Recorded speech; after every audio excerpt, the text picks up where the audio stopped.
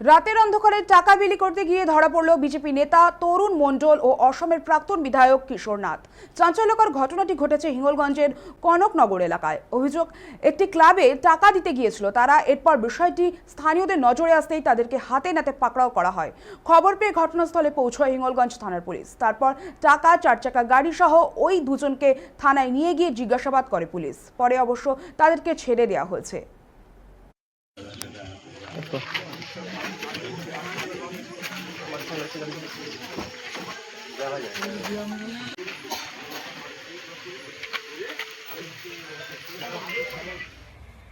পাঁচ হাজার টাকা দিয়েছিল। কিসের জন্য? ওই এসে জিজ্ঞেস করছিল যে তোমাদের কি কি অনুষ্ঠান করো পূজার জন্য। আমরা আমি বললাম, এই পূজার জন্য আমাদের ঘাটতি আছে 20,000 টাকা ঘাটতি আছে। তারপরে বললো কি কি অনুষ্ঠান করো। আমরা বছরে এই রক্তদান শিবির মাঝে মাঝে করি, খেলাধুলো টুকটাক হয়। তা বলার পরে উনি যাওয়ার সময় 5,000 টাকা দিয়েছে। এখানে এসে বিজেপি থেকে টাকা বিলি করছিল। কোথায় দিচ্ছিল?